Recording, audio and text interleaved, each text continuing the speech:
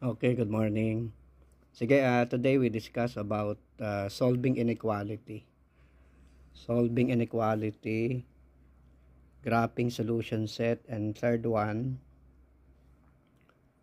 writing the solution set into interval notation. Okay? Writing the solution set into interval notation.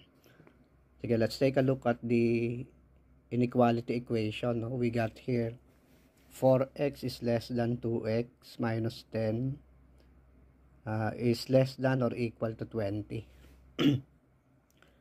Okay, ano yung easiest way, always when we deal with equations, titingnan natin yung x, yung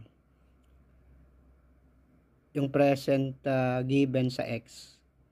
In this case, sa equation natin, ang given is 2x. What we want to find is the value of x, not 2x. So, anong gagawin natin? Simply, we have to divide 2x by 2. The same with other parts of the equation. Okay, let's correct this. This is 4. 4 is less than 2x minus 10 is less than or equal to 20.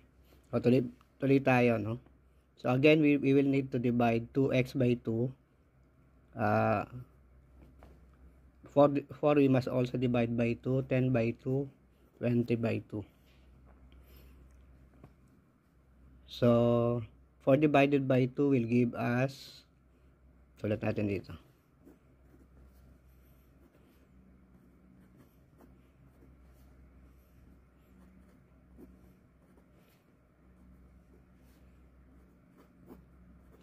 Okay, 4 divided by 2 will be 2. Diba? So, this will become 1. This 2 divided by 2 will become 1. 10 divided by 2, 5. And 20 divided by 2 will have 10. So, ano na yung resulting equation natin? So, we now have the resulting equation 2 is less than 1x. So, x na lang yun. X minus 5 is equal or less than 10. Okay, so ano yung next natin gagawin, next thing to do is we will divide the equation into two parts, This will be the first part. Ito naman, this one will be the second. I-solve natin pareho yan, Doon muna tayo sa first. So, in sa first half, we have 2 is less than x minus 5.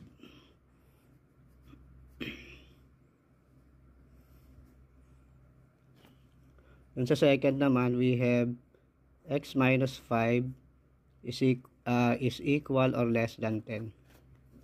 We need to, on the first half, we need to get rid of negative 5. So, anong gagawin natin? We will add plus 5, 2 is less than x minus 5 plus 5. Okay, so negative 5 plus 5 will give us 0. So, what will be our resulting equation? 2 is less than x plus 0. So, 2, what will remain? 2 is less than x. So, ito yung first natin, Tingnan naman natin itong second, Here, we need to get rid of negative 5. So, anong gagawin natin? So, x minus 5, we add plus 5. Tapos, mag-a-add din tayo ng plus 5 dun sa other side of the equation. So, this will cancel.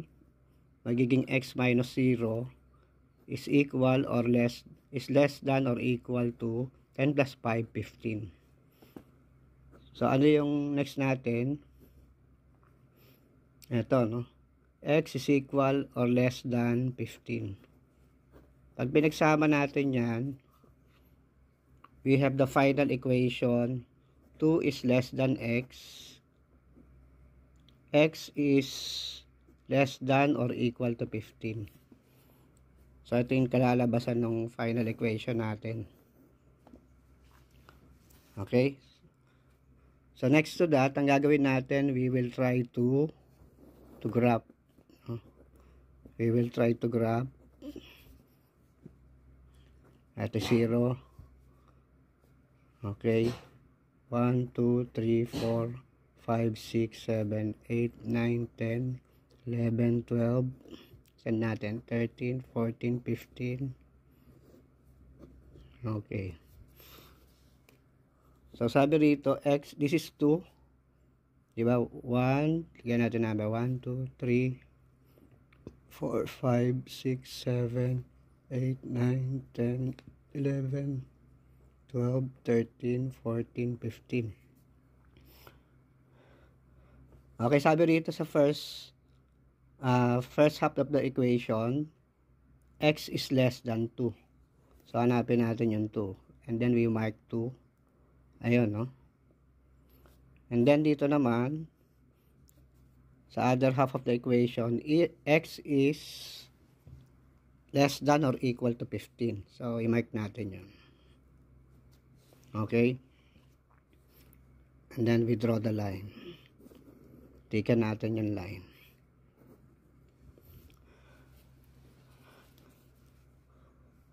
Okay, no? Pagka isinulat natin itong graph, no? Graph solution set for the same equation, the interval notation will be 2 and 15. Now, ano ibig sabihin ng 2 and 15? Ibig sabihin, yung value ng x natin can be found between 2 and exactly 15.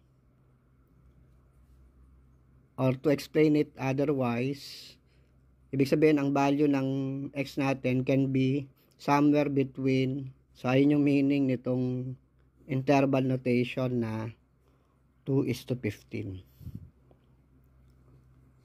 Okay. So, ayan lang. Ganyan lang ka-easy. Okay, again, what topic have we covered?